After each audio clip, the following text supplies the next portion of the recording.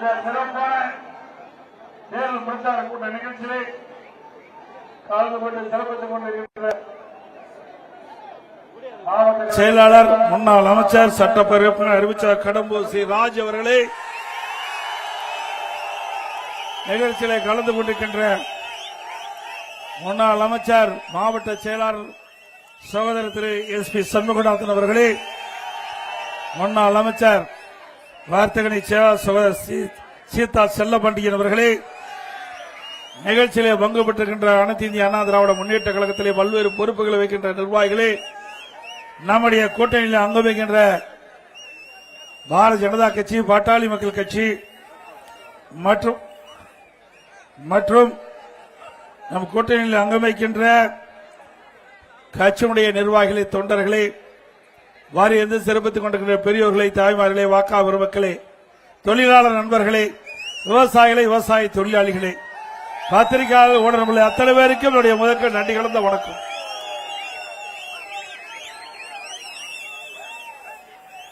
இன்றைய தினம் நடைபெறுகின்ற சட்டமன்ற பொதுத் தேர்தலில் நம்முடைய அனைத்து இந்திய அண்ணா திராவிட முன்னேற்ற கழக தலைமையிலே அமைக்கப்பட்ட தம்பி அந்த கொடி கொஞ்சம் இறக்குங்க தம்பி, கொடி தயவுசெய்து புதிய கொடியெல்லாம் கொஞ்சம் இறக்குங்க, கொஞ்சம் கொடி இறக்குங்க தம்பி, கொஞ்சம் ஒத்துழைப்பு கொடுங்க, அந்த படம் எடுக்கிறாங்க. அனைத்து இந்திய அண்ணா திராவிட முன்னேற்ற கழக தலைமையிலே அமைக்கப்பட்ட தேசிய ஜனநாயக கூட்டணி சார்பாக கழகத்தினுடைய வெற்றி வேட்பாளராக கோவில்பட்டி சட்டமன்ற தொகுதியில் கடம்பூர் சி ராஜ் அவர்கள் நிறுத்தப்பட்டிருக்கிறார். அவர் 3 முறை இந்த தொகுதியிலே சட்டமன்ற உறுப்பினராக தேர்ந்தெடுக்கப்பட்டு மக்களுக்கு சிறப்பான முறையில் பணியாற்றி நன்மதிப்பை பெற்று அம்மாவுடைய அமைச்சரவையிலே அமைச்சராக இடம்பெற்றவர். அவருடைய காலத்தில் பல்வேறு திட்டங்களை கொண்டு வந்து இந்த தொகுதியுடைய வளர்ச்சிக்காக பாடுபட்டவர். அவர் கழகத்தின் சார்பாக இன்றைக்கு நிறுத்தப்பட்டிருக்கின்றோம். அவருக்கு 2 லட்சத்தில் வாக்களித்து வெற்றி பெற செய்யுங்கள். அதேபோல ஸ்ரீவைகுண்டம் சட்டமன்ற தொகுதியில் கழகத்தின் சார்பாக முன்னாள் அமைச்சர் மாவட்ட செயலர் திரு SP சண்முகநாதன் அவர்கள் நிறுத்தப்பட்டிருக்கின்றார். அவரும் அந்த தொகுதியிலே நன்மதிப்பு பெற்றவர், மக்களிடத்திலே அழகாக எளிமையாக பழகக்கூடியவர், அமைச்சராக இருந்து பல்வேறு பணிகளை மேற்கொண்டு அந்த தொகுதியிலே நற்பெயர் பெற்றவர். கழகத்தின் சார்பாக அவரை நிறுத்தப்பட்டிருக்கின்றது. அவருக்கு 2 லட்சத்திலே வாக்களித்து வெற்றி பெற செய்யுங்கள். தூத்துக்குடி சட்டமன்ற தொகுதியிலே கழகத்தின் வேட்பாளராக அறிவிச்சவர் திரு சீதா செல்லப்பாண்டியன் அவர்கள் நிறுத்தப்பட்டிருக்கின்றார். அவர் அமைச்சராக இருந்தவர், மாவட்ட கழக செயலாளர் இருந்தவர், இந்த தூத்துக்குடி மாவட்டத்திலே நன்கு அறிமுகமானவர். அந்த தூத்துக்குடி நகர மக்கள், ஒன்றிய பகுதி மக்களுக்கு பல்வேறு திட்டங்களை கொடுத்து மக்களிடத்தில் நன்மதிக்கப்பட்டவர். அவருக்கு 2 லட்சத்திலே வாக்களித்து வெற்றி பெற செய்யுங்கள். அதேபோல விளாத்திக்குளம் தொகுதிக்கு அதிமுக சார்பாக சகோதரி திருமதி ஆர் சத்யா அவர்களை நிறுத்தப்பட்டிருக்கின்றோம். அவர் ஏற்கனவே உள்ளாட்சி அமைப்பிலே பொறுப்பில் இருந்திருக்கின்றார். நன்கு மக்களிடத்திலே நன்கு அறிமுகமானவர், மக்களுக்கு தேவையான திட்டங்களை கொடுத்தவர். அவர் உள்ளாட்சி அமைப்பிலே பொறுப்பில் இருக்கின்ற பொழுது மக்களோடு தொடர்பு கொண்டவர்.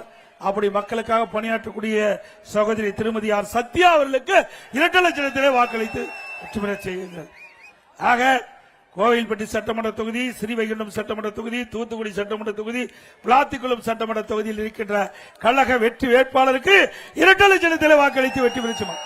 நம்முடைய சின்னம் அம்மாவின் சின்னம், புரட்சி தலைவர் MGR சின்னம், விவசாயிகள் சின்னம், தொழிலாளிகள் சின்னம், வெற்றி சின்னம். 2 லட்சத்திலே வாக்களித்து வெற்றி பெற செய்யுங்கள்.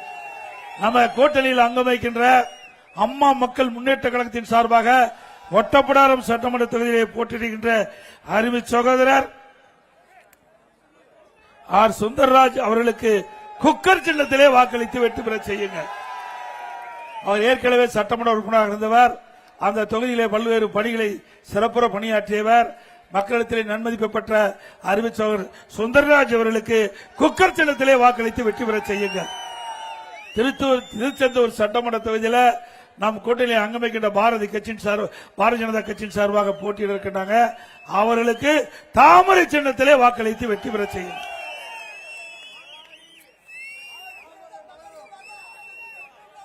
ஆக இன்னைக்கு தூத்துக்குடி மாவட்டத்தை பொறுத்த வரைக்கும் இங்க விவசாயம் நிறைந்த பகுதி. இந்த தூத்துக்குடி கோயில்பட்டி நகரத்தில் கடலை மிட்டாய் இன்னைக்கு இந்தியா முழுவதும் பிரசித்தி பெற்ற தொழில் கடலை மிட்டாய் தயாரிக்கின்ற பணி. அதுக்கு புவிசார் குறியீடு கூட பெற்று தந்திருக்கின்றோம். அதுபோல தீப்பெட்டி தயாரிக்கின்ற தொழில்கள் இங்கே நிறைந்திருக்கின்றது.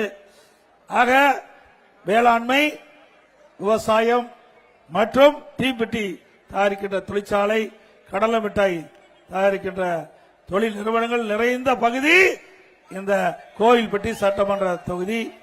அதோட இந்த பகுதியில் பனைமரம் நிறைவாக இருக்கின்றது. அந்த பனையேறும் தொழிலாளர்கள் அதிக பேர் இருக்கின்றார்கள். அந்த பனையேறும் தொழிலாளர்கள் இங்கே அதிகம் இருக்கின்ற காரணத்தில் அந்த பனை மரத்தில் இறக்கப்படுகின்ற பதநீர் மூலமாக பல பொருட்கள் தயாரிக்கின்றாங்க. அதே போல உப்பள தொழிலாளர்கள் இங்கே தூத்துக்குடியில் இருக்கின்றார்கள். அவர்களும் உப்பு தயாரிக்கின்ற பணியில் ஈடுபட்டிருக்கின்றார்கள். இப்படி பல தொழில்கள் வளர்ந்த மாவட்டம் தூத்துக்குடி மாவட்டம். இன்றைய தினம் அதிமுக ஆட்சியில் தான் இந்த தூத்துக்குடி மாவட்டம் வளர்வதற்கு பல்வேறு நடவடிக்கை எடுக்கப்பட்டது. இன்றைக்கு விமான போக்குவரத்து சுமார் 750 ஏக்கர் நிலத்தை கையகப்படுத்தி கொடுத்து பிரம்மாண்டமான விமான நிலையம் இந்த தூத்துக்குடி மாவட்ட மக்களுக்கு தந்திருக்குது. இந்த மாவட்ட மக்களுக்கு மட்டும் இல்ல, பக்கத்தில் இருக்கின்ற தென்காசி மாவட்டம், திருநெல்வேலி மாவட்டம், கன்னியாகுமரி மாவட்டம், இந்த மாவட்ட மக்கள் இன்றைக்கு வெளிநாடுகளுக்கும் வெளி மாநிலத்துக்கும் செல்வதற்கு இந்த விமானத்தை பயன்படுத்துறது. அதே போல தூத்துக்குடி துறைமுகம், வஉசி சிதம்பரனார் துறைமுகம், அதை அபிவிருத்திப்படுவதற்கு விரிவுபடுத்துவதற்கு மத்திய அரசில் போராடி வாதாடி நிதி பெற்று அந்த துறைமுகம் விரிவுபடுத்தப்பட்டிருக்கிறது. இதையெல்லாம் ஒரு நாட்டுடைய வளர்ச்சிக்கு அடிப்படையாக இருப்பது இந்த துறைமுகம், விமான நிலையம். இரண்டும் அமைந்துள்ள ஒரே மாவட்டம் தூத்துக்குடி மாவட்டம். இன்றைய தினம் அதிமுக பொறுத்த வரைக்கும் எனக்கு இந்த தொழில் ஈடுபட்டுக்கிட்டு தமிழ்நாட்டில் உப்பள தொழிலில் ஈடுபட்டிருக்கின்ற தொழிலாளர்கள் மழை காலத்தில் பாதிக்கப்படுறாங்க. அவர்களுக்கு நிவாரணம் வழங்கப்பட்டு வருகிறது. அந்த மழைக்கால நிவாரணத்தை உயர்த்தி வழங்கப்படும் அதிமுக ஆட்சியிலே. அதே போல இந்த மாவட்டம் சரி, மாநிலத்திலும் சரி, பனைமரங்கள் அதிகமாக இருக்கின்றன. இந்த பனை தொழில் ஈடுபட்டிருக்கின்றவர்கள் அந்த பனை பொருட்கள் உற்பத்தி செய்கின்ற சங்கங்கள் மூலமாக மதிப்பு கூட்டு உற்பத்தி பொருட்கள் தயாரிக்கப்பட்டு அவர்கள் விற்கப்படுவதற்குண்டான நடவடிக்கை எடுக்கப்படும். சந்தைப்படுத்துகின்ற அந்த தொழில் ஈடுபடுகின்ற நிரந்தர வருமானம் கிடைக்கின்ற விதமாக செயல்படுத்தப்படும். பனை உற்பத்தி தொழிலாளர்கள் வாரியத்தில் பதிவு செய்துள்ள பனை தொழிலாளர்கள் அந்த தொழில் ஒரு சில மாதம் தான் இருக்குது, மற்ற மாதத்தில் வருமானம் கிடையாது. அதனால அந்த உப்பள தொழிலாளர்களுக்கு எப்படி அந்த உதவித்தொகை வழங்கப்படுகிறதோ அதே போல பனை ஏறும் தொழிலாளருக்கும் அந்த உதவித்தொகை வழங்கப்படும்.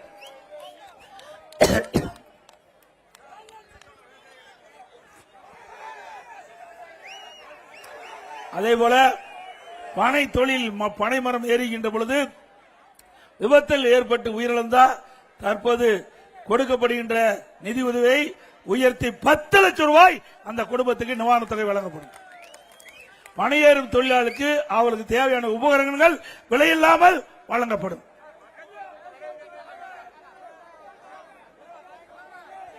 அதே போல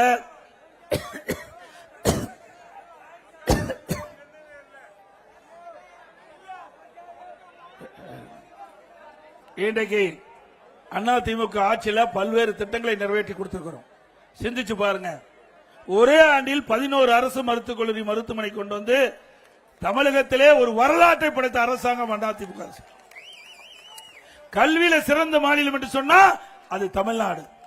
அந்த அளவுக்கு கல்விக்கு முன்னுரிமை கொடுத்த அரசு அதிமுக அரசு. அம்மா இருக்கின்ற பொழுது தமிழ்நாடு அரசுல பல துறைகள் இருந்தாலும் கல்வித்துறைக்கு தான் அதிகமா நிதி ஒதுக்கீடு செஞ்சு கொடுத்தோம், பள்ளி கல்வித்துறைக்கும் உயர்கல்வித்துறைக்கும். அதனால தமிழகத்தினுடைய கல்வி வளர்ச்சி அபரிதமா இருந்தது. இன்னைக்கு அதிமுக ஆட்சியில் உயர்கல்வி படிக்கக்கூடிய எண்ணிக்கை 52% இருந்தது. இன்றைக்கு திமுக ஆட்சியில் அது குறைந்து 48% ஆகிறது. உயர்கல்வி படிக்கக்கூடிய எண்ணிக்கை குறைஞ்சு போச்சு.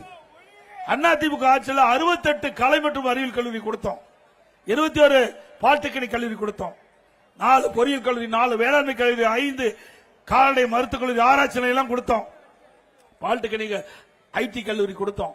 இப்படி அதிகமான கல்லூரிகளை கொடுத்து இன்றைக்கு தமிழ்நாட்டில் சாதாரண குடும்பத்தில் பிறந்த ஏழை எளிய குடும்பத்தில் பிறந்த மாணவ மாணவி கூட பட்டப்படிப்பு படிக்கக்கூடிய சூழ்நிலையை உருவாக்கி தந்த அரசு அதிமுக அரசாங்கம். மத்திய அரசு 2030 அடைய வேண்டிய உயர்கல்வியில் அடைய வேண்டிய இலக்கை 2019 ஆண்டு நாம் அந்த உயர்கல்வி படிக்கக்கூடிய இலக்கை அடைந்த அரசாங்கம் அதிமுக அரசாங்கம். அது மட்டுமல்ல, இன்னைக்கு ஒரு அரசாங்கம் எப்படி செயல்பட வேண்டும் என்பதற்கு உதாரணமாக இருந்தது அதிமுக அரசு. அதிமுக ஆட்சி ஒரு பொற்கால ஆட்சி என்று மக்கள் பாராட்டுகின்ற அளவுக்கு ஒரு சிறப்பான ஆட்சி நாங்கள் கொடுத்தோம். அதோட நீங்க சிந்திச்சு பாருங்க, கொரோனா காலம் ஒரு வருடம் ஒரு மக்கள் கடுமையாக பாதிக்கப்படுகின்ற சூழல் இருந்தது. அந்த காலகட்டத்தில் கூட விலைவாசி உயரல. ஒரு வருஷங்க மக்கள் வெளியிலே நடமாட முடியல.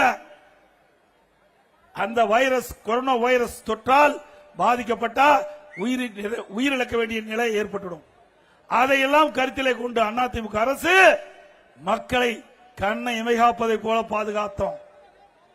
நான் முதலமைச்சர் இருந்த போது 32 மாவட்டத்துக்கு நேரடியா போய் மாவட்ட ஆட்சி அலுவலகத்தில் இந்த கொரோனா வைரஸ் பரவலை எப்படி தடுக்கப்படுகிறார்கள், அதற்கு என்ன நடவடிக்கை எடுக்கப்பட்டது, விவசாயிகள் எந்த அளவுக்கு பாதிக்கப்படுகிறார்கள், தொழிலாளர்கள் எந்த அளவுக்கு பாதிக்கப்படுகிறார்கள், இன்று பல தொழில்கள் எப்படி அந்தந்த மாவட்டத்தில் நடக்குது, அதனால மக்கள் எப்படி பாதிக்கிறாங்க அப்படி என்று ஆலோசனை நடைபெற்று அந்த ஆலோசனைப்பட பல்வேறு நடவடிக்கை எடுத்தோம். அதனால இந்தியாவிலே கொரோனா வைரஸ் பரவல் தடுப்பதிலே முதல் மாநிலம் தமிழ்நாடு. அது மட்டுமல்ல, ஒரு வருஷம் ஒரு ஆண்டு மக்களுக்கு வேலை வாய்ப்பு இல்லாதது, விலைவாசி உயரல.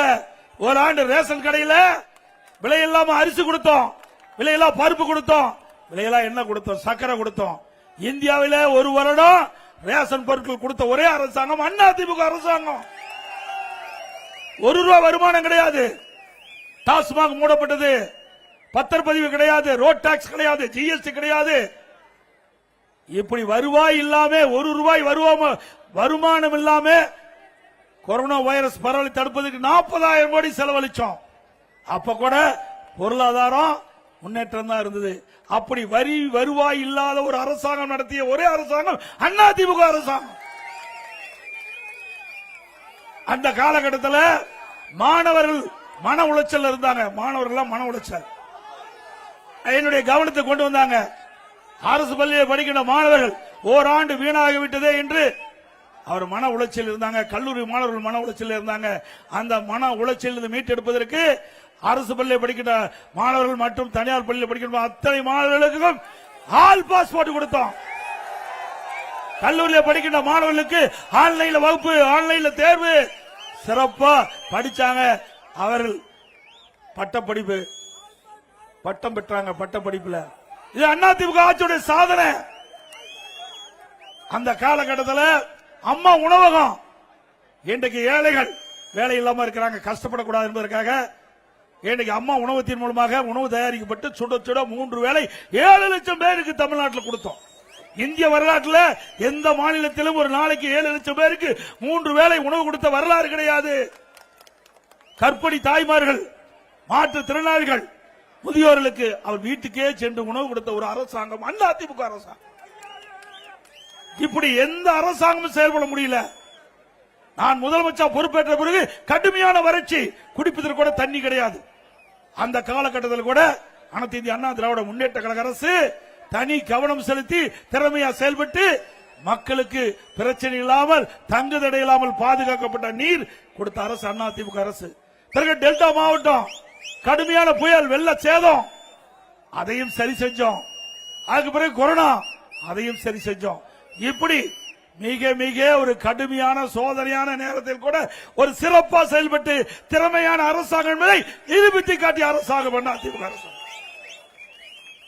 இன்னைக்கு திமுக என்ன புயல் வந்ததா, வெள்ளம் வந்ததா, கொரோனா வந்ததா, ஒண்ணுமே வரல. ஆனா ஊழல் மட்டும் நடக்குது. கலெக்ஷன், கமிஷன், கரப்ஷன் நடக்காத நாளே இல்ல. 5 ஆண்டு காலம் இதுதான் இந்த ஆட்சியில பார்க்க முடிந்தது. மக்களுக்கு எந்த ஒரு பெரிய திட்டங்களும் அல்ல. அண்ணா திமுக ஆட்சியில் இருந்ததை விட திராவிட முன்னேற்ற கழக ஆட்சியில் 2024-25 1,36,000 கோடி அதிகமா வருமானம் வருது. 5 லட்சம் கோடி கடன் வாங்கி இருக்கிறீங்க. என்ன திட்டத்தை கொண்டாந்தீங்க? புதிய கல்லூரி கொண்டாந்தீங்களா? புதிய அரசு மருத்துவமனை கொண்டாந்தீங்களா? புதிய மாவட்டத்தை உருவாக்குனீங்களா? புதிய தாலுகா உருவாக்குனீங்களா? எதுவுமே இல்ல. கடன் அதிகம், வருமானம் அதிகம், புதிய திட்டம் இல்ல. இப்படிப்பட்ட ஆட்சி தொடர வேண்டுமா? மக்களை கொள்ளையடிக்கின்ற ஆட்சி தேவையா? சிந்திச்சு பாருங்க. இந்த வரியெல்லாம் நீங்க, இந்த கடன்லாம் நீங்க தாங்க கட்ட வேணும். சும்மா வந்தா வேடிக்கை பார்த்துன்னு போயிடாதீங்க. இந்த கடன்லாம் தாய்மார்களே, இந்த கடன்லாம் திரு ஸ்டாலின் வாங்கி வச்சுட்டு போயிட்டார். என் தலையில் முதல் உங்க தலை வரைக்கும் இந்த கடன் சுமை நம்ம சுமந்துட்டு இருக்கிறோம். 5 லட்சம் கோடி. சிந்திச்சு பாருங்க. ஒவ்வொருவரும் சிந்திக்க வேணுங்க. இது உங்களுடைய அரசாங்கம். நீங்க ஓட்டு போட்டு தேர்ந்தெடுக்கிற அரசாங்கம். அந்த அரசாங்கம் எப்படி செயல்படும் என்பதை நாம் சிந்திக்க வேண்டிய நேரம் வந்து விட்டது.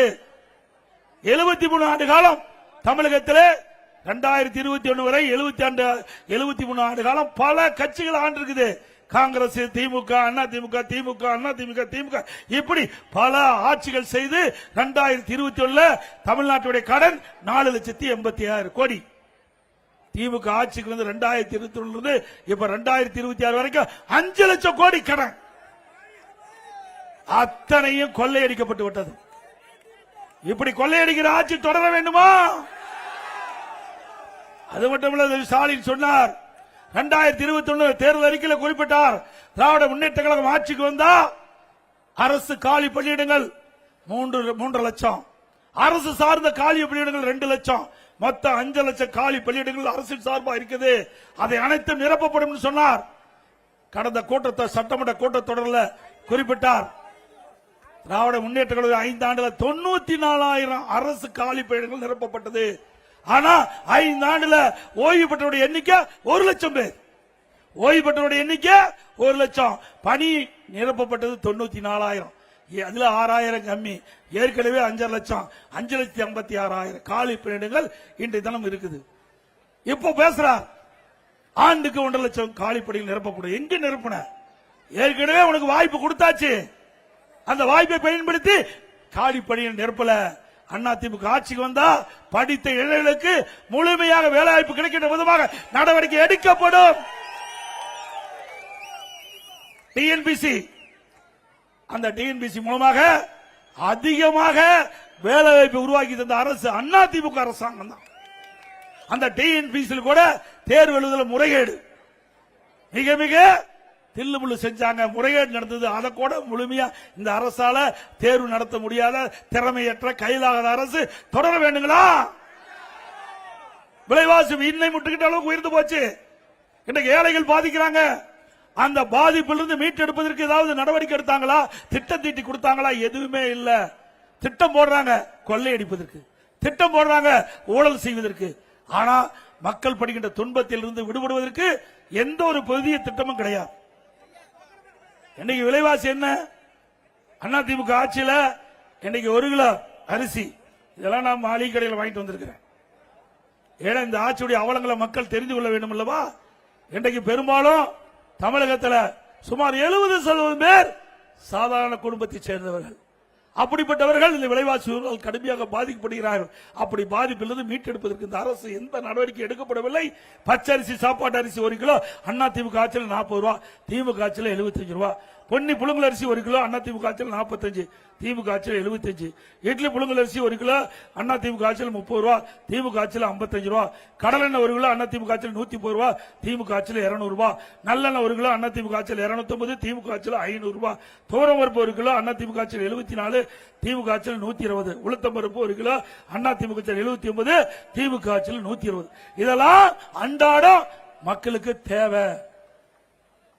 எல்லாம் தேவைங்க. இது உணவுப் பொருள். இது இல்லாத வாழ முடியாது.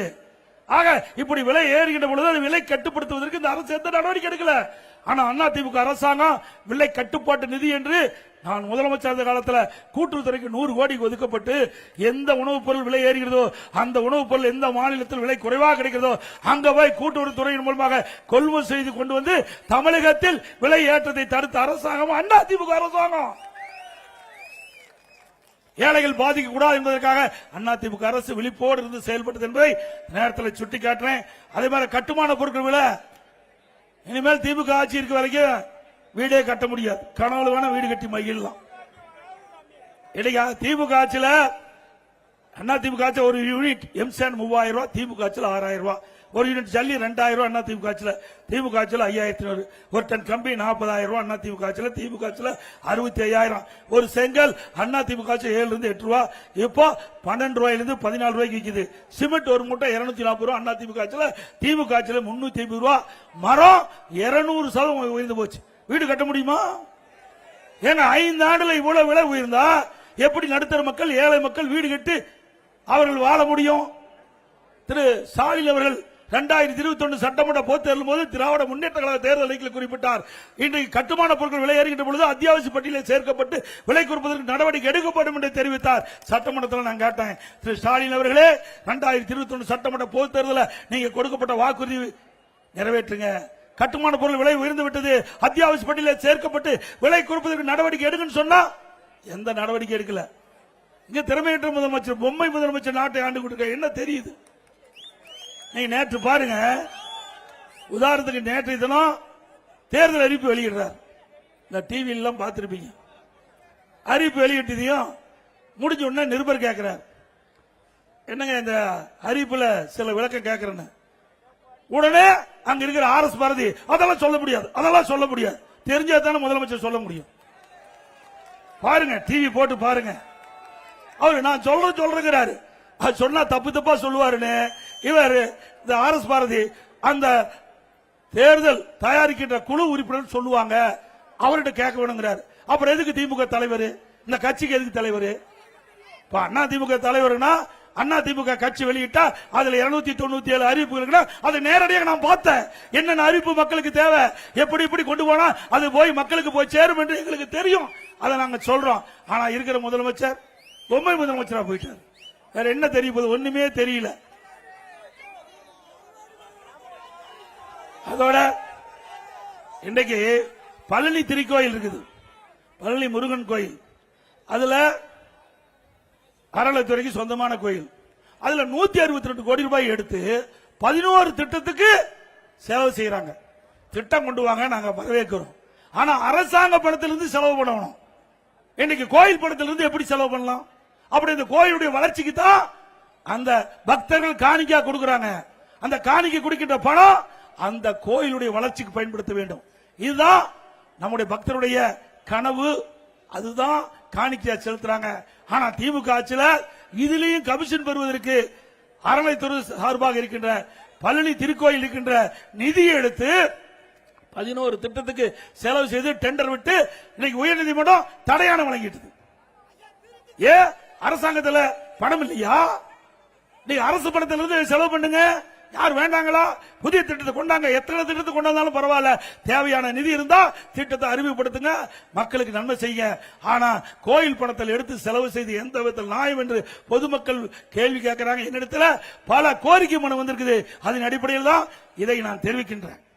அதோட ஸ்டாலின் தேர்தல் அறிக்கையில் சொல்றார், திமுக ஆட்சிக்கு வந்தா 5000 கோயில்ல குடமுழுக்கு செய்யணும்.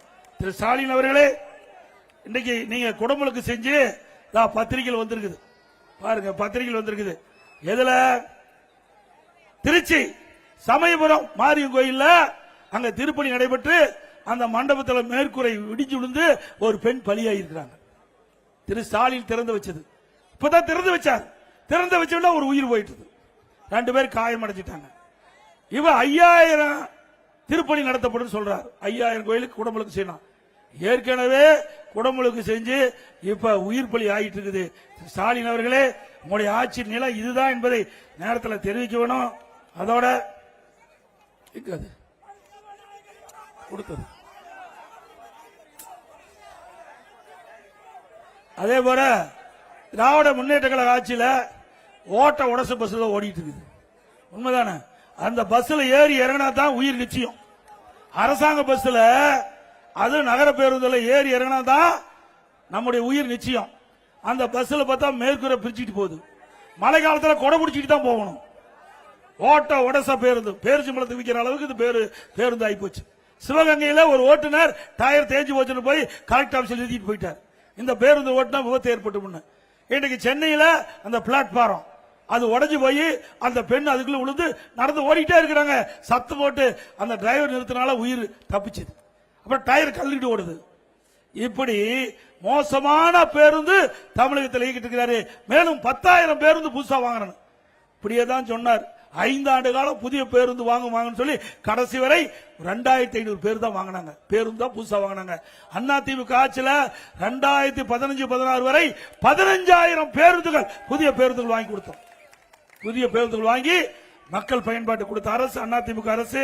அது மட்டும் இல்ல, நீங்க பாத்தீங்கன்னா அந்த பேருந்து எல்லாம் ஒரு குறிப்பிட்ட அளவு தான் கிலோமீட்டர் ஓட்ட வேணும், அப்படித்தான் நிர்ணயிக்கப்பட்டிருந்தது. அதனுடைய ஆயுள் காலம் அதிமுக ஆட்சியில் விரைவு பேருந்து 3 வருஷம் தான் ஓட்ட வேணும். அதுக்கு மேல ஓட்டினா அந்த பேருந்து தகுதியற்ற பேருந்து, அதுல பயணம் செய்ய முடியாது. அதை இன்றைக்கு 7 லட்சம் கிலோமீட்டராக உயர்த்தினாங்க. அதாவது என்னப்பா 7 லட்சத்திலிருந்து 7 இப்படி கிலோமீட்டர் 7 லட்சம் கிலோமீட்டர் அப்படின்னு சொன்னா அவ்வளவுதான் ஓட்டணும். அதுக்கு மேல ஆயுள் காலம் இவ்வளவு நிர்ணயிக்கப்பட்டது. அதுக்கு மேல ஓட்டக்கூடாது. இதுதான் நிர்ணயிக்கப்பட்டிருந்தாங்க. ஆனா கூடுதலா ஆயுட்காலத்தை நீடிச்சாங்க. இதனால அந்த பேருந்தில் பயணம் செய்கின்றவெல்லாம் உயிருக்கு ஆபத்து ஏற்படுகிற நிலை இருக்கும். அண்மையில கூட ஒரு பேருந்து விபத்துக்காகி பல பேர் இருந்திருக்கிறாங்க. இப்படிப்பட்ட மோசமான பேருந்து தமிழகத்தில் இருக்கு என்பதை நேரத்தில் எண்ணி பார்க்க வேண்டும். அதோட விளாத்திக்குளத்தில் பெண்களுக்கு பாதுகாப்பு இல்ல, சிறுமிக்கு பாதுகாப்பு இல்ல, பெண்களுக்கு பாதுகாப்பு இல்ல, மூதாட்டி கூட பாதுகாப்பு இல்ல. இப்படிப்பட்ட அவல ஆட்சி இந்தியாவில் எங்கேயுமே இல்ல. ஒரு பள்ளி மாணவி பாலியல் சீண்டலுக்கு உட்படுத்தப்பட்டு படுகொலை செய்யப்பட்டிருக்கிறாங்க. அந்த மாணவி காணாம போன உடனடியாக மாலை போய் காவல் நிலையத்தில் புகார் செய்யறாங்க. அடுத்த நாள் காவல் நிலையத்தில் புகார் செய்யறாங்க. காவலர் வழக்கை பதிவு செய்யல. பெற்றோர்களே தன்னுடைய பிள்ளைகளை தேடிட்டு இருக்கும்போது அந்த குழந்தை இறந்து கண்டுபிடிக்கப்படுது. அப்படி காவல்துறை இவ்வளவு மோசமா செயல்பட்டு சொன்னா இந்த அரசாங்கத்தின் நிலைமை எண்ணிப்பாருங்க. ஏன்னா சிறுமிக்கு பாதுகாப்பு இல்லாத ஒரு சூழ்நிலை. இன்றைக்கு பாலியல் சீண்டலால விளாத்திக்குளம் பகுதியில், இன்றைக்கு லேட் நத்தம் என்ற பகுதியில் நம்முடைய ஒரு சிறுமி பள்ளியில் படிக்கின்ற மாணவி இன்றைக்கு பாலியல் சீண்டலுக்கு உட்படுத்தப்பட்டு படுகொலை செய்யப்பட்டிருக்கிறாங்க. ஆகவே அதிமுக ஆட்சி வந்த பிறகு இதுக்கு முழுமையான விசாரணை மேற்கொள்ளப்பட்டு சட்ட நீதியாக யாரெல்லாம் இதில் தவறு செஞ்ச அதிகாரிகளோ நடவடிக்கை எடுக்கப்படும். இங்க மட்டும் இல்ல, இங்க இருக்கிற சமூக, இந்த மாவட்டத்தில் இருக்கிற சமூகத்துறை அமைச்சர் தூத்துக்குடி ஒரு நிகழ்ச்சியில பங்கு பெற்று பேசுறாங்க. திராவிட முன்னேற்ற கழகம் ஆட்சிக்கு வந்த பிறகு 6,999 போக்சோ வழக்குகள் பதிவு செய்யப்பட்டு அது பாதிக்கப்பட்டவர்களுக்கு 84,000 கோடி நிவாரணம் கொடுக்கப்பட்டதா சொல்றாங்க. எவ்வளவு கேவலம்! போக்சோ வழக்குனா சிறுமி பாதிக்கப்படுகிறார்கள். சிறுமிகள் பாலியல் சீண்டலுக்கு உட்படுத்தப்பட்டு அதன் மூலமாக வழக்கு பதிவு செய்யப்பட்டது போக்சோ வழக்கு. 6,999 வழக்குகள் பதிவு செய்யப்பட்டு சொன்னா இந்த ஆட்சி தேவைங்களா? பெண் பிள்ளைகள் எந்த அளவுக்கு சீரழிக்கப்பட்டிருக்காங்க இந்த ஆட்சியில நாம சொல்லல, சமூகத்துறை அமைச்சரே பதிவு செய்ததான் நான் சொல்றேன். அவள் கொடுக்கப்பட்ட வாக்குமூலம் தான். அதுக்கு பிறகு பாத்தீங்கன்னா வறுமையின் காரணமா ஸ்டாலின் சொல்றார் திமுக ஆட்சியில் வறுமையே கிடையாது, மக்கள் எல்லாம் மகிழ்ச்சியோட வாழ்றாங்க. உண்மையா? எங்க நாமக்கல் மாவட்டம் பள்ளிப்பாளையத்தில் வறுமையின் காரணமா அவருடைய கிட்னிய முறைகேட எடுக்கிறாங்க. யாரு? திமுக எம்எல்ஏ மருத்துவமனையில், திமுக எம்எல்ஏ மருத்துவமனையில் கிட்னி முறைகேட எடுக்கிறாங்க. திமுக அரசாங்கமே ஒரு குழு போட்டு அந்த மருத்துவமனையை அங்க போய் சோதனை நடத்தி அந்த கிட்னி முறைகேடு நடைபெற்றது உறுதி செய்யப்பட்டு இன்னும் வரைக்கும் அந்த எம்எல்ஏ மேல் நடவடிக்கை எடுக்கல. அதிமுக ஆட்சிக்கு உடனே இந்த கிட்னி முறைகேடில் ஈடுபட்டுகின்ற நபர்கள் மீது உரிய நடவடிக்கை எடுக்கப்படும். எங்க பணத்தை திருடுவாங்க, நகையை திருடுவாங்க, கிட்னி திருடுறது இந்த ஆட்சியில் தான். இந்த ஆட்சியில கிட்னி திருடுறாங்க. பிறகு குமராபாளையத்தில் ஒரு பெண்மணி வறுமையின் காரணமாக கிட்னிய பணத்தாசை காட்டி எடுக்கிறாங்க. ஆனா அந்த அம்மா உடம்பு சரியில்லாத மருத்துவமனை சிகிச்சை பெறுகின்ற போது ஸ்கேன் பார்க்கும்போது கிட்னிக்கு பதிலாக கல்லீரல் எடுத்துட்டாங்க. இனிமேல் இங்கு வந்திருக்கிற நம்முடைய கழக நிர்வாகிகள், தொண்டர்கள், பெரியோர்கள், அவருடைய உறவினர்கள், நண்பர்கள் யாராவது இருந்து திமுக மருத்துவமனையில் போய் ஆபரேஷன் பண்ணியிருந்தா ஸ்கேன் பண்ணி பார்த்துக்க உடல்ல உறுப்பு இருக்குதா இல்லையானு. ஏன்னா இந்த ஆட்சி நம்ப முடியல. கிட்னி திருடுகிற ஆட்சி, இப்படிப்பட்ட ஆட்சி தொடர வேணுங்களா?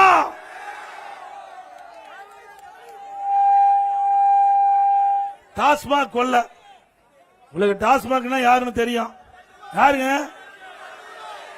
10 ரூபாய். தமிழ்நாட்டில் 6000 மதுக்கடைகள் இருக்குது. டாஸ்மாக் கடை 6000 கடையில் ஒரு நாளைக்கு 1.5 கோடி பாட்டில் விற்குது. ஒரு பாட்டிலுக்கு எவ்வளவு வாங்குறாங்க? 10 ரூபாய். நீங்க தான் சொல்றீங்க, உண்மையா சொல்றீங்க. நம்ம நாட்டில் யாரும் டாஸ்மாக் போகாதீங்க. ஏன்னா அங்க ஒரிஜினல் சரக்கு இல்லைங்கிறாங்க. அதுலயும் ஊழல். அதுல 6000 பாட்டில் வைக்கணும்னா ஒரு நாளைக்கு 10 ரூபாய்னா 1.5 கோடி பாட்டிலுக்கு 15 கோடி, மாசத்துக்கு 450 கோடி, வருஷத்துக்கு 5400 கோடி. இந்த 5 வருஷத்துல 24,000 கோடி டாஸ்மாக் கடையில ஒரு பாட்டிலுக்கு 10 ரூபாய் அதிகம் வாங்கினதுல கொள்ளையடிச்ச அரசாங்கம் தொடர வேணுங்களா?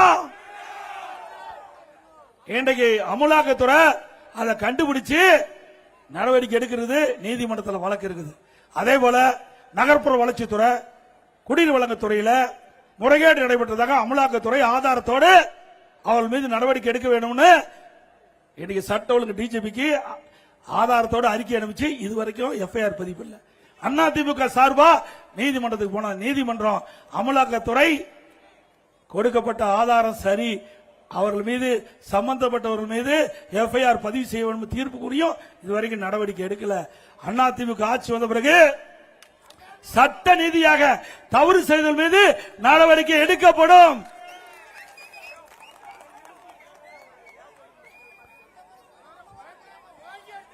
அதே போல அதிமுக ஆட்சியில் பல்வேறு திட்டங்கள் நிறைவேற்றி கொடுத்தோம். கைத்தார் தலைவராக கொண்டு புதிய தாலுகா உருவாக்கணும், அது கட்டடம் கட்டி கொடுத்தோம். ஏன்னா இன்றைய முதலமைச்சர் ஒண்ணுமே செய்யுங்கிற அதிமுக ஆட்சியில், அதனால் ஒரு சிலவற்றை இந்த நேரத்தில் குறிப்பிடுவது சரியாக இருக்கும் என்று கருதுகிறேன். இந்த சட்டமன்ற தொகுதியில கைத்தார் பகுதியில புதிய தாலுகா வேணும் கேட்டீங்க, கொடுத்தாச்சு. கோயில்பட்டி பிரிச்சு தனி கட்டடம் கட்டி கொடுத்தாச்சு. கைத்தார் நகரில் அமைந்துள்ள பழமை வாய்ந்த சிவன் கோயில் சீரமைக்க 1.5 கோடி ரூபாய் இன்றைக்கு ஒதுக்கப்பட்டு பணிகள் நடைபெற்று வருகிறது. எட்டயபுரம் அமுதகவி உமரப்புருவல் பிறந்தநாள் அரசு விழாவாக அறிவிக்கப்பட்டு கொண்டாடப்படுகிறது. 1 கோடி மதிப்பீட்டில் காமநாயக்கன்பட்டியில் 7வது பங்குச்சந்தை ஈர்மா முனிவர் மணிமண்டபம் அமைக்க அரசாணை வெளியிடப்பட்டு கட்டுமான பணி முடிவு திறக்கப்பட்டது. 100 கோடி ரூபாயில கோயில்பட்டி குடிநீர் திட்டத்தை நிறைவேற்றி தந்த அரசு அதிமுக ஆட்சி. அதே போல 10 கோடி மதிப்பீட்டில் கடம்பூர் பேரூராட்சி உட்பட 2 பேரூராட்சிகள் மற்றும் 180 கிராமங்களுக்கு சீவலப்பேரி கூட்டுக்குடி திட்டம் செயல்படுத்தப்பட்டது அதிமுக ஆட்சி. 7,000 கோடி மதிப்பீட்டில் கோவில்பட்டியில் புதிய அரசு கலைக்கல்லூரி அமைக்கப்பட்டது அதிமுக ஆட்சியில். கைத்தார் அகிலாண்டு அம்மன் கோவில் பின்புறம் புதிய பாலம், தலையால் நடந்தான் குளம் கிராமத்தில் 2.5 கோடி மதிப்பீட்டில் புதிய பாலம் உட்பட 2 இடங்களில் 7.5 கோடி மதிப்பீட்டில் சிறு பாலங்கள். ரூ. 7 கோடி மதிப்பீட்டில் உலகத்தரம் வாய்ந்த செயற்கை இலை ஹாக்கி விளையாட்டு மைதானம் கோயில்பட்டியில் அமைச்சு கொடுத்தது. நெடுஞ்சாலைத்துறையின் மூலமாக கைத்தார் கடம்பூர் பசுவந்தனை சாலை, கழுகுமலை நாலாட்டியம்புதூர் சாலை, கோயில்பட்டி காமநாயக்கன்பட்டி பசுவந்தனை சாலை, கைத்தார் செட்டிமுகராட்சி கழுகுமலை சாலை ஆகிய சாலைகள் இருவழி சாலையாக போக்குவரத்து தடையில்லாமல் செல்வதற்கு விரிவுபடுத்திருக்கிறது. தொகுதி முழுவதும் நல்லா சிந்திச்சு பாருங்க. அம்மா மினிக்கிள்ளி கொண்டாந்தேன். இந்த ஆட்சிக்கு என்ன அது வலிக்குது சிந்திச்சு பாருங்க. ஏழை மக்கள் அதிகமா வசிக்கூடிய பகுதியில் அங்க அம்மா மினிக்கிள்ளி கொண்டாந்து அங்க இருக்கிற ஏழை மக்களுக்கு சிகிச்சை அளிக்கக்கூடிய திட்டம் தான் அம்மா மினிக்கிள்ளி திட்டம். தமிழ்நாட்டில் 2000 அம்மா மினிக்கிள்ளி கொண்டு வரப்படும் என்று அறிவிக்கப்பட்டோம். இந்த கோயில்பட்டி சட்டமன்ற தொகுதியில் 17 அம்மா மினிக்கிள்ளை கொடுத்தோம். அதை மூடிட்டாங்க. ஏங்க ஏழைகளுக்கு சிகிச்சை அளிப்பது கூட இந்த அரசாங்கம் ஒதுக்க முடியல. இவர்கள் நாட்டு மக்கள் என்ன செய்ய போறாங்க? இதுல என்ன அரசியல் வேண்டியது இருக்குது? எல்லா அரசாங்கமே மக்களுக்கு நன்மை செய்வதற்கு தான் ஆட்சி அமைக்கிறாங்க. ஆனா இந்த அரசாங்கம் அப்படி இல்ல. மக்களுக்கு நன்மை செய்வதை தடுக்கின்ற அரசாங்கம் தேவையா?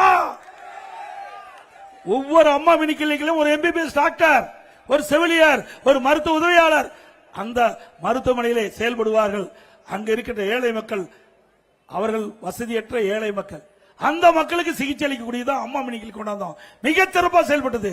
மக்களிடத்தில் மிகப்பெரிய வரவேற்பு. ஸ்டாலினால பொறுக்க முடியல.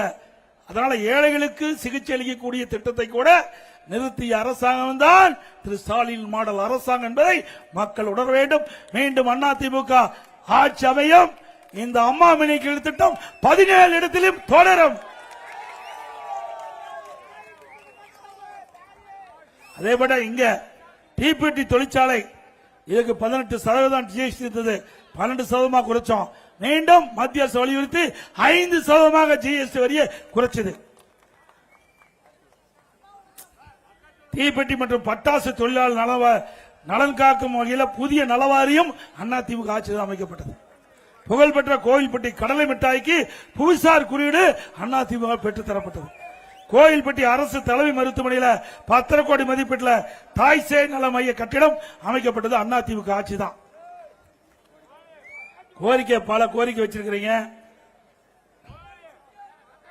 அண்டை மாநிலமான கேரளாவுடன் நீண்ட நாள் பேச்சில் உள்ள பம்பை ஆறு வைப்பாறு இணைப்பு மூலமாக கோயில்பட்டி கழுகுமலை கைத்தாறு பகுதியை நீர்ப்பாசன பகுதியாக மாற்ற ஏற்பாடு செய்வதற்கு நடவடிக்கை எடுக்கப்பட்டது. வறட்சியான பகுதியெல்லாம் இருக்கின்ற ஏரிகள் நீர் நிரப்பப்பட்டு நிலத்தடி உயர்ந்து விவசாயிக்கு தேவை நீர் வழங்கப்படும். கோயில்பட்டியில் கூடுதல் மாவட்ட நீதிமன்றம் ஒருங்கிணைந்த நீதிமன்ற கட்டங்கள் வைக்கப்படும். கைத்தாறு கடம்பூர் அருகே சிட்கோ தொழிற்பேட்டை அமைக்கிறதுக்கான நடவடிக்கை எடுக்கப்படும். படித்த இளைஞர்களுக்கு வேலைவாய்ப்பு உருவாக்கி தரப்படும். கைத்தாறு புதிய தாலுக்காக உருவாக்கப்பட்டதால் அங்க அரசு ஆரம்ப நிலையத்தை தாலுகா மருத்துவமனையாக தரம் உயர்த்தப்படும். 11/11/2022 அறிவித்தவாறு கைத்தாறில் புதிய தீயணைப்பு நிலையம் அமைக்கப்படும். திமுக ஆட்சி நிறுத்தப்பட்டது. அதிமுக ஆட்சி வந்து ஏற்கனவே அறிவிக்கப்பட்ட தீயணைப்பு நிலையம் கைத்தாறில் தொடர் நடைமுறைப்படுத்துவோம். 11/11/2002 வானரமுட்டியில் புதிய ஆரம்ப சாலை அமைக்கப்படும் அறிவிச்சோம். அதுவும் அமைத்துக் கொடுக்கப்படும். பாய் உற்பத்தி தொழிற்சாலை நலன்காக்கும் வகையில் மானியம் அவர்களுக்கு வழங்கப்படும். சொர்ணமலை கதிரேசன் கோயில 135 அடியில் முருகன் சிலை அமைக்கப்படும் என்று அறிவிச்சோம். அதுவும் நிறைவேற்றி தரப்படும். கோயில்பட்டி நகராட்சி சார்பில் கட்டுப்பட்டு செயல்படாமல் கோயில்பட்டி நகராட்சி சார்பில் கட்டப்பட்ட செயல்படாமல் உள்ள நகராட்சி மார்க்கெட்டை கழக ஆட்சி அமைந்தவுடன் உரிய நடவடிக்கை எடுத்து சரி செய்யும்.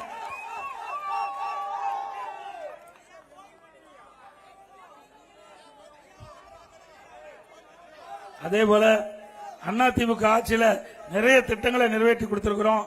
அதிமுக ஆட்சி சார்பா பல அறிவிப்புகள் நாங்கள் வெளியிட்டிருக்கிறோம்.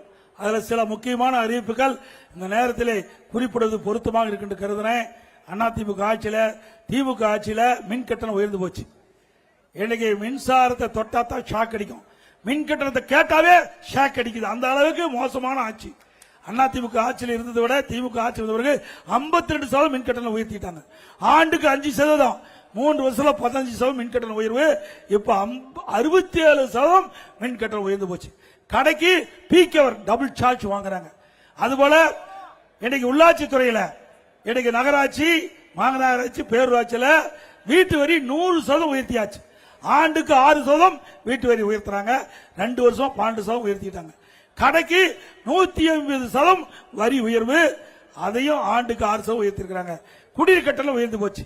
போதாததுக்கு குப்பைக்கு வரி போட்ட ஒரே அரசாங்கம் திமுக அரசாங்கம். இந்த வரி சுமையாலும் விலைவாசி உயர்வாலும் மக்கள் பாதிக்கப்பட்டிருக்கிறாங்க. அந்த பாதிப்பிலிருந்து விடுவதற்கு ஒவ்வொரு குடும்பத்தையும் 10,000 ரூபாய் உதவித்தொகை அவர் வங்கியிலே செலுத்தப்படும். தற்போது குடும்ப தலைவிக்கு வழங்கப்படுகின்ற அந்த மாதாந்திர உதவித்தொகை 1000 ரூபாயிலிருந்து 2000 ரூபாய் அதிமுக ஆட்சியில் குடும்ப அட்டைக்கு வழங்கப்படும். மாதந்தோறும் 2000 ரூபாய் குடும்ப அட்டைதாருக்கு வழங்கப்படும். அதோட எல்லா குடும்ப அட்டைதாரருக்கும் விலை இல்லாம ஃப்ரிட்ஜ் வழங்கப்படும். இன்னைக்கு மகளிர் தான் நகர பேருந்துல கட்டணம் பயணம் செய்யறாங்க. இனி ஆண்களும் நகர பேருந்துல கட்டணம் இல்லாமல் பயணம் செய்யலாம்.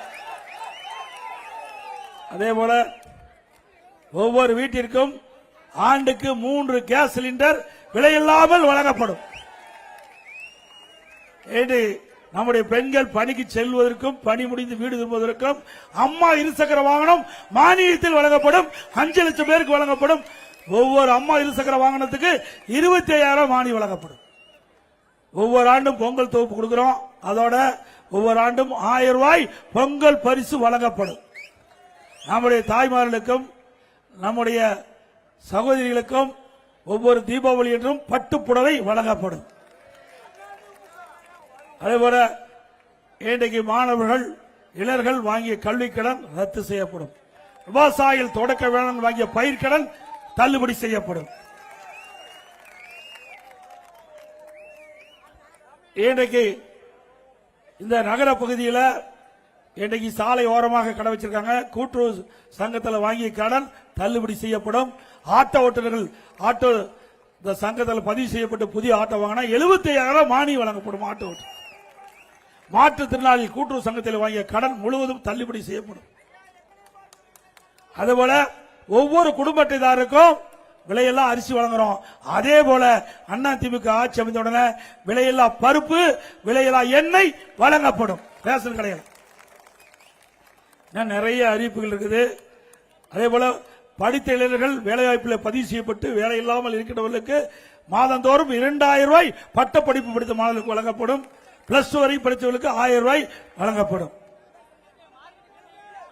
அதே போல பணியேறும் தொழிலாளர்கள் நான் ஏற்கனவே சொன்னேன், அவர்களுக்கு தேவையான உபகரணங்கள் விலையில்லாமல் வழங்கப்படும்.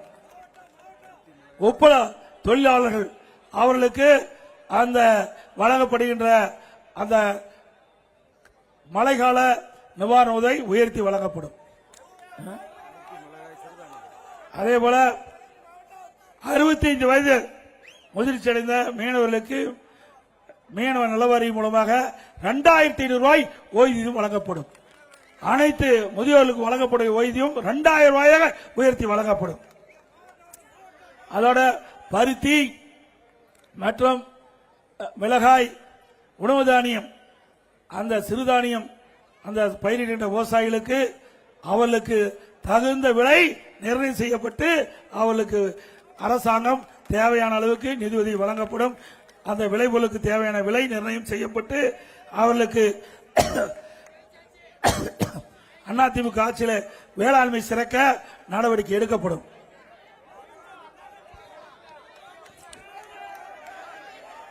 அனைத்து இந்திய அண்ணா திராவிட முன்னேற்ற கழக ஆட்சி அமைந்தவுடன் 297 அறிவிப்புகள் வெளியிட்டிருக்கிறோம். அனைத்து அறிவிப்புகளும் நிறைவேற்றி தரப்படும் என்ற நிலையை இந்த நேரத்தில் உருவாக்கி தரோம். திமுக ஆட்சி வருவது 100% முடியும். முடியாது, முடியுமா? ஆனா திமுக தலைவர் ஸ்டாலின் சொல்லியிருக்கார், திமுக ஆட்சிக்கு வந்தா கூப்பன் கொடுப்பாங்களாம். எதுல? அதுல ஊழல் செய்வதற்கு. கூப்பன் யாரு கொடுப்பா? ஆட்சிக்கு வருவதற்கு 100% முடியாது. ஆனாலும் அதுலயும் ஊழல் செய்வதற்கு தான் இந்த அறிவிப்பு கொடுத்திருக்கிறாங்க. திமுக கட்சிக்காரன் தான் கொடுப்பான். அப்போ அதுக்கு பணத்தை வாங்கிட்டு தான் இந்த கூப்பன் கொடுப்பான். அப்படிப்பட்ட ஆட்சி தேவைங்களா? அதிமுக ஆட்சி பொறுத்த வரைக்கும் மக்கள் என்ன எண்ணுகிறார்களோ அந்த எண்ணப்படி செயல்படுகின்ற அரசு அதிமுக அரசு என்பதை நேரத்தில் சுட்டி வருகின்ற சட்டமன்ற பொதுத் தேர்தல் முக்கியமான தேர்தல். குடும்ப ஆட்சிக்கும் வாரிசு அரசியலுக்கும் முற்றுப்புள்ளி வைக்கின்ற தேர்தல் சட்டமன்ற பொதுத் தேர்தல். நம்முடைய கூட்டணி கட்சி வேட்பாளர்களும் கழக வேட்பாளர்களும் வெற்றி பெறுவதற்கு நீங்கள் அத்தனை பேரும் வாக்களித்தவர்கள் வெற்றி பெற செய்ய வேண்டுமாய் இருகரம் கூப்பி வேண்டி கேட்டு, மக்களை காப்போம், தமிழகத்தை மீட்போம். மக்களை, தமிழகத்தை, மக்களை, தமிழகத்தை, மக்களை, தமிழகத்தை. ஸ்டாலின் மாடல் அரசு, ஃபெயிலியர் மாடல் அரசு. Bye bye Stalin. மிக சிறப்பாக எழுச்சியாக தேர்தல் பிரச்சார நிகழ்ச்சி ஏற்பாடு செய்த அறிவிச்சார் கடம்பூர் ராஜ் அவர்களுக்கும், அறிவிச்சார் சண்முகநாதன் அவர்களுக்கும், அவரோடு நிதி பற்றிய கழக நிர்வாகிகளுக்கும், நிகழ்ச்சியிலே பங்கு பெற்ற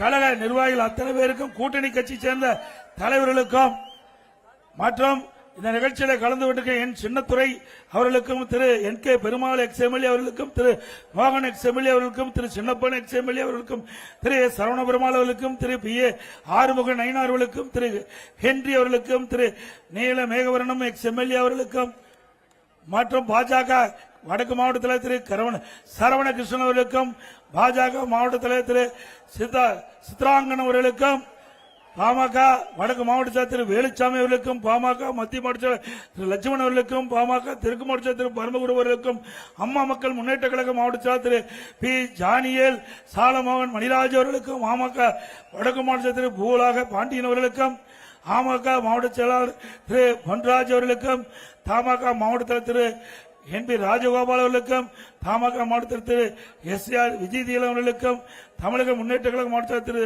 தோப்பு அவர்களுக்கும், தமிழக முன்னேற்ற கழக வழக்கறிஞர் திரு லாரன்ஸ் அவர்களுக்கும், தமிழக முன்னேற்ற கழக வழக்கறிஞர் ஆறுமுக செல்வம் அவர்களுக்கும், புரட்சி பாரதிய லீலின் அவர்களுக்கும் மற்றும் கூட்டணியில் அங்கு வைக்கின்ற பல்வேறு கட்சியுடைய தலைவர் நிர்வாகிகள் மற்றும் அகில இந்திய மூவேந்தர் முன்னேற்ற கழகம், பெருந்தலைவர் மக்கள் கட்சி, தமிழ்நாடு தேவர் பேரவை, தேவேந்திர குழு, வேளாண் கூட்டமைப்பு, நேதாஜி சுரேஷ் சேனை, தமிழர் விடுதலை கழகம், ஆதி தமிழர் முன்னேற்ற கழகம் மற்றும் கூட்டணியில் அங்கம் வைக்கின்ற அனைத்து கட்சி தலைவர்களுக்கும் தொண்டர்களுக்கும் நன்றி, நன்றி, வணக்கம்.